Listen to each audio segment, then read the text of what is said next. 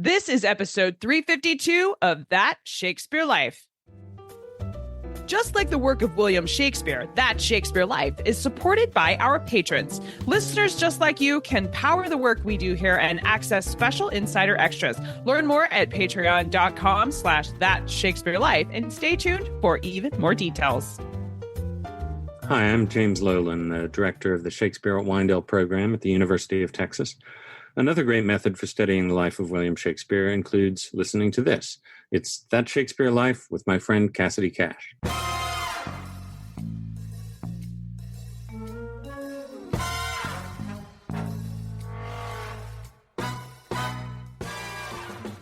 You would basically have the same club with different levels of loft. This is before the advent of irons. It was very a wooden game where you're playing, wooden clubs and hitting the golf ball.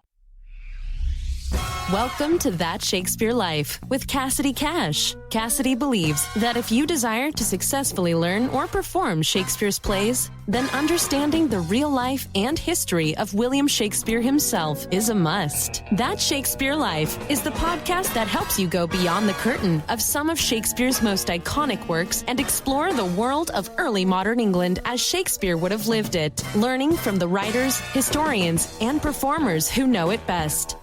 And now, here's Cassidy.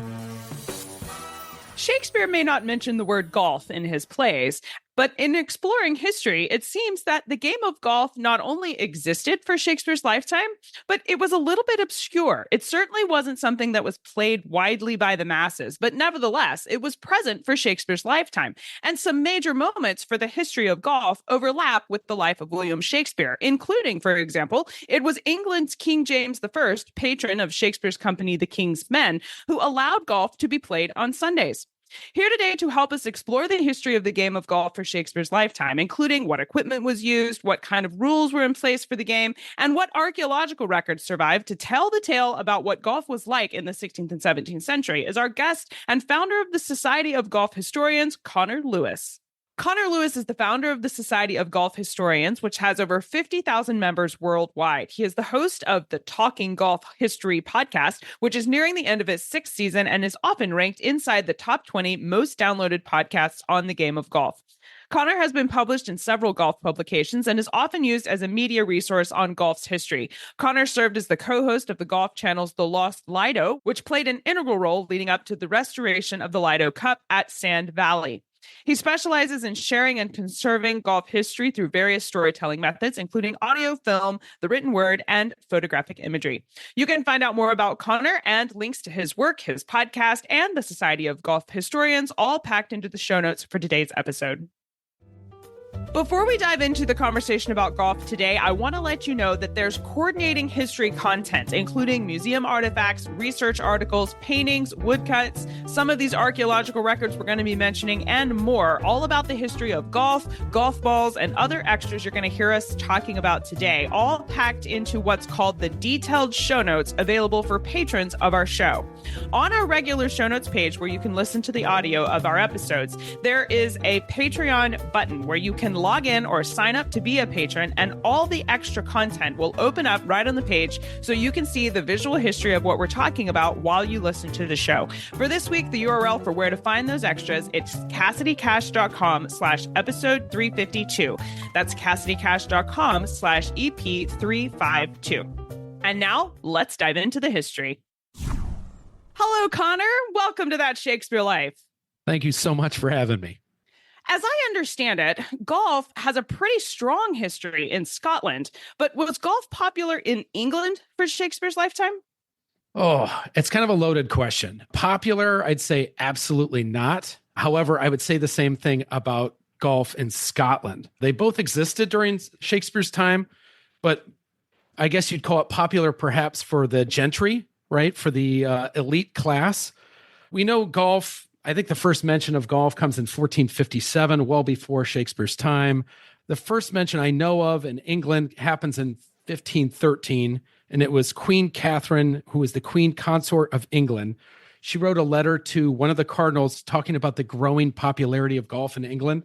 So that's predating Shakespeare's time.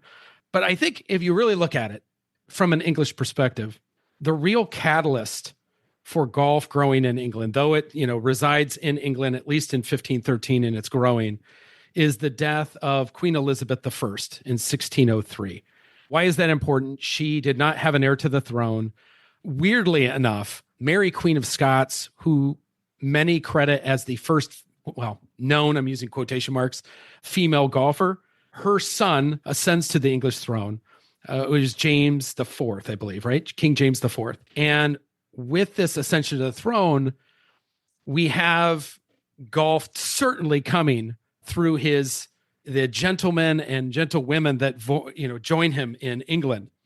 And we believe that kind of jump starts a certain affinity for golf in the region. Now, the only way you can prove this, and perhaps it's not direct proof, if you look at 1608, which is 5 years after Queen Elizabeth dies, King James takes the throne. He's now living in England. We have the establishment of Blackheath in 1608, which is an informal establishment of what then becomes Royal Blackheath, which is a golfers club. It's the first known golfers club in England. And, you could say that's coincidental, but I think that shows there obviously certainly was golf in Shakespeare's time. It wasn't a popular sport, again, for the rich, but it definitely resided in and around England. And that would actually be King James VI of Scotland, who goes on to become King James I. Oh, that could be right. Yeah. But yes, that is Mary, Queen of Scots' son. And I had no idea she was credited with being the first female golfer. So that makes complete sense that he would have transitioned this. Yeah. There's a little bit of a debate whether she was actually a golfer. She played it at least once, and people hung on to that. Yes. Okay. She was spotted 1567 playing golf at Seton Palace. And this happened shortly after the death of her husband, Lord Darnley. So if you could make a comparison to, say, O.J. Simpson, when he said he was looking for the murderer of his wife, Mary, Queen of Scots made the same kind of pledge looking for the killer of Lord Darnley, and both were on the golf course. So, a little tie-in. There's a lot of scandal with Mary, Queen of Scots. Yeah, a lot of scandal. Was the game called golf originally, or was there other words that the game was known by? I asked this specifically because I found a painting from, I think it's the 1580s, where the painting is titled Colf with a C. Yeah. So now I'm wondering what the game was called.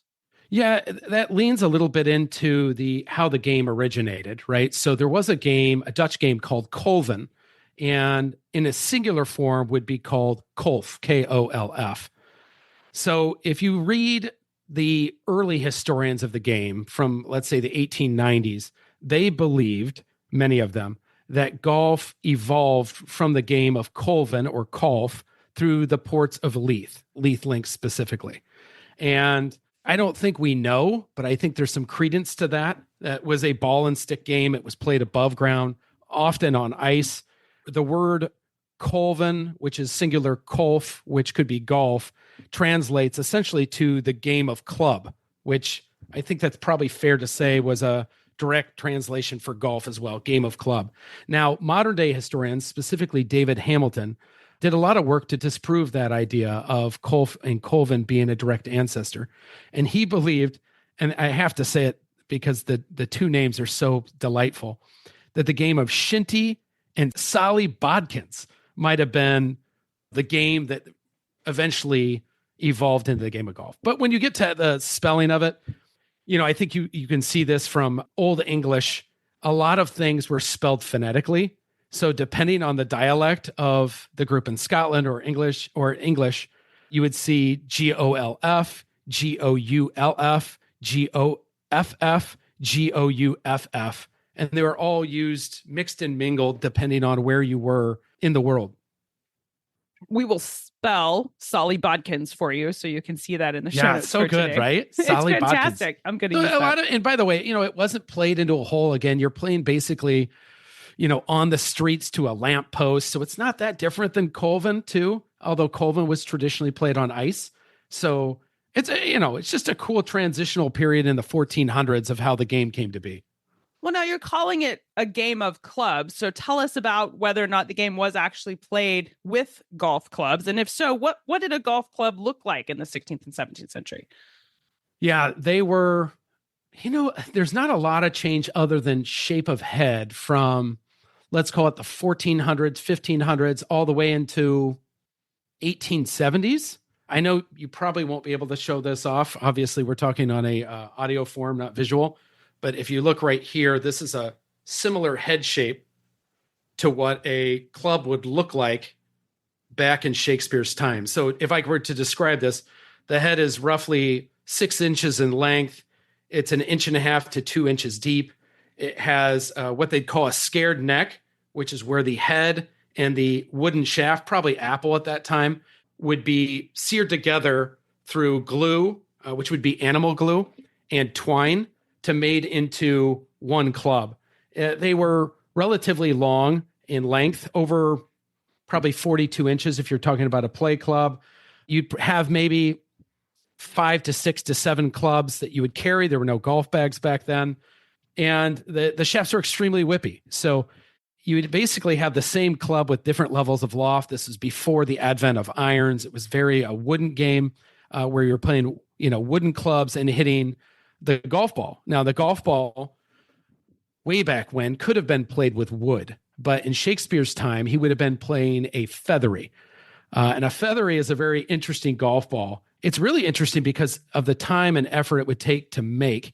It was a leather sack, if you will, that was stuffed with boiled goose feathers.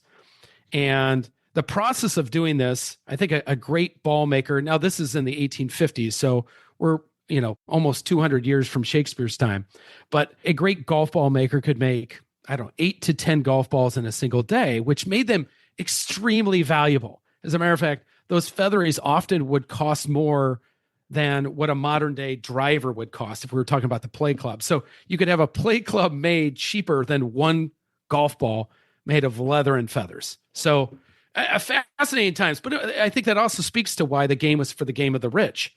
I mean, if you were spending, let's call it $300 American dollars today to buy one golf ball, who would be able to play golf? Yeah, so getting the equipment kind of creates a barrier of entry there for a lot of people. Absolutely. We will place a still image of the golf club that Connor just shared of the video with me in the detailed show notes for patrons today. And if you're a studio insider on Patreon, you'll have access to the video version of this interview, so you can check that out there. In our conversation leading up to the interview today, Connor mentioned that making golf balls was sometimes a life-threatening activity. Now, we're talking about leather and boiled goose feathers here, Connor, so I'm a little shocked. Doesn't sound dangerous. And how was this process a dangerous thing to do? Yeah, there's basically 3 ways. There's this, I should laugh about it, but I mean, it's past tense now. There's 3 ways to die from a feathery, right? One, you never thought you'd hear on your show. you never hear this. One is to be struck by one, right? So although it's leather and goose feathers, they're boiled, so they're quite hard. This ball was not a soft ball by any stretch of the imagination. And so if you fast forward a couple hundred years, you would see people playing golf in really bright clothing. As a matter of fact, they started to wear the red jackets of the British military, right? The red jackets would wear them on the golf course, and they would wear this as a warning to pedestrians, because even in the 1850s, all golf courses are public land. There's people walking out there having picnics, and if you saw a red jacket, it meant beware. Right? You could be struck and killed by a golf ball. And this happened. You find articles going back to the 1700s of men and women who were killed by a flying golf ball. Now, to how you can die from making a golf ball, there's 2 ways. There's the long death and the short death. The long death basically is called avian hypersensitivity pneumonia. I had to look that up, by the way. Essentially, that is the inhalation of the particulates of feathers. So think about it. I mean, this is, 1500s, 1600s, all the way up into the 1850s. We're making these golf balls. No one's wearing a mask, right? No one's thinking about this. And these particles would build up in the lung and would essentially cause pneumonia, which could cause your death. And it was a long-term disease because it was someone who was around these feathers day in and day out. Back then, we didn't have 8-hour workdays. Workdays were 12 to 15 hours, sometimes 16 hours, and you're breathing in these particulates of the feather. That would be the long way. The short death is very Shakespearean, I think you'd say, right? So You wouldn't think boiling, you're not dying from boiling the feathers. If you're looking through the laundry list of ways you could die, you probably wouldn't imagine this unless you knew about golf ball making back then. But to make the golf ball hard, we would boil the feathers, which would essentially shrink them, and we'd stuff them into this sack ball, if you will. And the idea was to fill the sack with a top hat's worth of feathers. That's a lot of feathers, right? That's why that ball's getting hard. As it dries, it becomes hard because it expands. Now, the trick to doing this is most golf ball makers had a blacksmith make them a spike. And the spike sat on this cast iron chest piece that you would literally wear on your heart. And the spike would protrude from that chest piece, a cast iron spike. And to stuff those last feathers in to the golf ball, the person who's making the ball would use their weight and the spike to jam those feathers into the sack before they sewed it. So, as you can imagine, just with the construction all the way in the 1850s, this is happening. But sometimes those spikes would break and you'd impale. Or it would snap, it would catch you, throat, chest, wherever. Bad construction, rust, all those things become a factor. And that was the short and painful death of making a golf ball. So it was really important in the golf making industry to make friends with an excellent blacksmith. Yeah. I mean, if you treasured how they made golf balls and didn't want to see them die, for sure. Some of the oldest golf courses I was able to find are in Scotland. Some of the ones that you're mentioning, I think, are older than what I found. I found some dating back as far as the 1550s, but the golf courses that I was able to find from this 16th century timeframe, they all have numbered holes on the courses today. Is that anachronistic to have numbered golf holes, or were they numbered in the 16th century? No, so the golf in the 16th century is, if we were going to use an American way of describing it, it's kind of the wild, wild west of golf history. So if you know much about golf now, we have all these things laid out. We have numbered holes, we have flags, we have golf tees, we have rules, for instance. Back then, we had none of that. We had no golf tees. We believe that our forefathers played the next hole essentially from the green, which would be within 1, 2, maybe 3 club lengths of the hole itself. We're pretty sure they didn't have golf flags. I've heard some descriptions that golf holes were marked by, putting a stick in them or a feather, but this is predating, what we would call a traditional golf flag. There were no written rules. The written rules came in the 1700s by the Honorable Company of Edinburgh Golfers. So we don't know how the game was played other than counting strokes. We didn't have a number of given holes. Like today, if I were to say, let's go play a golf course, you would probably assume that we were playing a 9-hole course or an 18-hole course. Maybe if you're at Shishkeen, you're playing 12, but there's a set number of holes back then. And really up until, even the Open Championship era, if we were to look in the 1870s, when there became the first Open Rota, you had Prestwick, which had 12 holes. You had St. Andrews, which had 18, which had 20 holes way before that. You had Musselburgh, which had 9. And back in this era, it was a free-for-all of golf. We weren't playing on, I'd say we're playing on Linksland. We're playing on golf land, but they weren't the golf courses we play today. Like if we're talking about St. Andrews, we know golf was being played at St. Andrews, and it was most likely being played on the links of the old course. But those holes don't exist, like in their current form from the 1500s. We don't believe they exist. Some of those, there may be remnants of those areas where holes once stood, but we really don't know, because there's really no great record from Shakespeare's time of, we played the 7th hole or the 5-hole course at Leith Links, which it was in the 1870s. It was a 5-hole course. So there's a lot of unknowns when it comes to how the game was played. And again, going back to the wild, wild west, it was a wild and crazy game, and they just figured out how to play it. And you didn't have a lot of people playing it. So I think it was more of match play of, Cassidy, you and I are going to go play golf, and I'm going to beat you on this hole. And, whoever wins the most hole is the champion of the day. It was just a pickup game of an excuse to get outside and hit the ball with a club and hang out with your buddies. which is not far off from what we do with golf now, just with a lot more structure. Yeah, we have scorecards and we have expectations, which is, par or bogey. We have rules. I mean, it would be interesting to know how our forefathers played the game from a rules standpoint. Was it, things that were made up on spot? Was there a declaration of rules or an understanding of rules that just were never written down? There's a lot of things that we don't know, because as you can see, when you look up golf in this time period, a lot of the notations that we have are invoices and receipts and, the daily doings of royalty, right? We're not talking about Connor and Cassidy going to play a golf match at Seton Palace, just the way it is.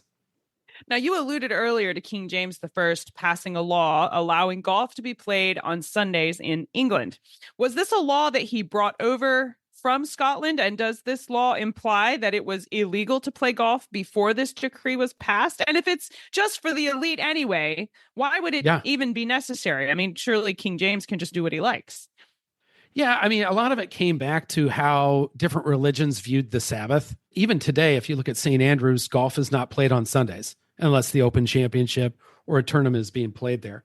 You have to assume, I don't know, that golf was banished on Sunday and he basically relieved us from that, the splendor of that law or the ridiculousness of that law. But yeah, I definitely brought it over. I think what's interesting, though, is there were many places in Scotland that banned the golf on the Sabbath too. So I don't know if that relief was merely for his court, which was probably playing the game, or perhaps himself playing the game, and he wanted to have a good game on Sunday and didn't want to be chastised for breaking a law that, quite frankly, he was in control of. Now, you've mentioned King James I and Mary, Queen of Scots, but what are some other famous players of golf that we know about from this time period? Yeah, there's not a lot. When you get down to it, you have royal names, right? Mary, Queen of Scots. You have a couple kings prior. In 1641, we know that King Charles I was notified of the Irish Rebellion while playing golf at Leith Links, right? We get notations of history like that. By the way, he finished his round, so that's weird. 60 years later, he gets a lot of flack for that too. He gets a lot of. But Mary, Queen of Scots is also playing golf. I just think it was something they did. I think the first, recognized non-royal playing golf is Robert Mall, who's just mentioned playing golf near what is now Carnoustie Links in 1527. Everything else is kind of royalty through 60 years after Shakespeare's death. We get into, you could probably assume in 1642 that John Dixon, who had a license for making balls in Aberdeen, was probably a player as well, but it doesn't state that. And then you have, John Patterson in 1682, well after Shakespeare's time, teaming up with the future King of England to defend the honor of whose game it was, Scotland or England's, in a golf match at Leith Links to determine who owns golf, these Englishmen or these Scottishmen or these Scots. So unfortunately, I can't give you a list of names. I'd love to, but they just weren't recorded. Again, if you and I were to have a game, if we were to invent a game and we were, kings and queens and princes and princesses, and we played it and there were, maybe 100 people playing it, in all of England, maybe more than that, but, 100, how many resources are we going to have about Cassidy and Connor? Not a lot, right? Sure. Yeah. And it kind of predates, I have one of the oldest scorecards known to exist behind me, and it's from June 3rd, 1820. So we're so far off from having a record of who these golfers were. We just make assumptions based on the royal court, James bringing the game or the popularity of the game to England, and perhaps his court, volunteering to play that game. I know we would love to explore this history further and look into the tidbits that do exist from this time period.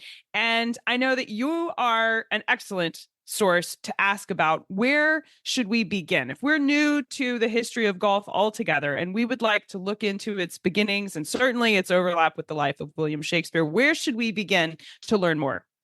The first place I would recommend is the R&A World Golf Museum. That's a unbelievable resource. Most of it can be obtained via email or searches to their site. Obviously, visiting there is a royal treat in St. Andrews because you're right there with the R&A. If you're looking at books, I would point out one author in particular, and who I already mentioned, David Hamilton. Golf, Scotland's Game was one of his premier books. Early Golf in St. Andrews, Golf at the Beginning. Those are three great books. You can also look a little bit into scottishgolfhistory.org. But like I said, there's so few remnants of the game of golf from this era.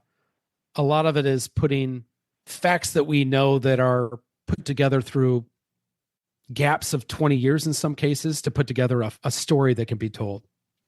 These are excellent resources. Links to these and the Society of Golf Historians and more about Connor's work will be available in the show notes for today's episode. So stay tuned for the URL for where to find those. Connor, we ask everyone this next question here at That Shakespeare Life, and that's, what's the one book you would take with you on a deserted island? My friends in England tell me I'm supposed to allow you the complete works of Shakespeare and a copy of the Bible. So your choice would be in addition to those. Oh, they say that'd be helpful right there, because you'd be entertained by Shakespeare, right? So that's a true blessing. Gosh, I was going to say one of my two favorite books, the Badminton Library on Golf. The other one is, well, it tells a little bit of history, but it tells a lot of his times, which is Scotland's Gift Golf by Charles Blair Macdonald, who won the first official U.S. Amateur in 1895. And I like that book because it tells a lot about the early history of golf in America. It talks about golf course architecture, which I love. And C.B. Macdonald was completely conceited, so it's a little entertaining too, right? Like, I think he was a jerk to most of his friends, and most people didn't like him. But, there's some real entertainment in his works because I'm the best. It doesn't come out and say it, but he kind of alludes to, I know everything and you don't know anything, and it's kind of entertaining in that regard. I think having some extra entertainment and, of course, exploring more about the history of golf would have you set up comfortably on your deserted island. So I think that's an excellent choice. Although I say this, Cassidy, if I'm stuck on an island, boy, I'd have to research this. I don't know this off the top of my head, but it did occur to me that if I'm stuck on this island, I assume I have food and some level of lodging, perhaps a book on how to make golf clubs like they did in Shakespeare's time, right? If it's all wooden clubs, I'd get to entertain myself the olden way. I might switch my vote to a book like that. There you go. Well, what's next for you? What are you working on now that you're excited about? Boy, I'm trying to put together some pieces to put together a documentary on the evolution of golf in the United States. It's a fascinating journey to where we are and how that came about really in the turn of the 1900s. That's fascinating. The podcast, I have some interesting stories to tell. Some are very modern, like the history of Scotty Cameron, who is a famous putter maker today. Others are stories of Willie Dunn Jr., who I just wrote a newsletter about how his history was erased from him. So I don't know. Anything that's entertaining in golf history, I'm pretty much stuck in. I wish I could tell you exactly what was going to happen, but every once in a while, I'm just researching something, and I don't know if you come across this, you stumble on something else, and that takes you down a totally different pathway. So anytime that happens, a newsletter or a podcast could be delivered from this obscure passage or article that I've never read before. So that's the beauty of history. We're always stumbling upon it. There's always something new, yes. And it sounds like great stuff coming from the mind of Connor Lewis on the history of golf, and we'll look forward to reading that when it comes to life over there. Thank you so much, Connor Lewis, for being here today and sharing with us the history of golf and what we can know about the game and how it was played in Shakespeare's lifetime. Thank you so much for being here to share it with us. Thank you for having me. I tell you, just to be part of a Shakespeare podcast, I did not think that would ever happen. And I think all the English teachers I ever had just passed out. Well, we're glad that you could be here, and we hope you enjoy Shakespeare just a little bit more. The list of resources and recommendations we've been talking about today, including links to Connor's work and the Society of Golf Historians and all of the internet linked info that you have heard us talk about, is packed into the show notes for today's episode. You can find all of these things at CassidyCash.com/episode 352. That's CassidyCash.com/EP352. Remember, while you're there, if you'd like to see the insider extras, click the Patreon button and log in to be a patron of our show, and the bonuses will expand right there from that page. Again, that URL is CassidyCash.com/EP352. If you're an educator in Shakespeare history, remember you can access coordinating activity kits, worksheets, lesson plans, and even a full syllabus that coordinates with our show and Shakespeare's plays by joining as a Shakespeare educator on Patreon. Find out more and sign up today at patreon.com/thatshakespearelife. That Shakespeare Life is researched and produced by me, Cassidy Cash. Our audio engineer is Gary Mayholm.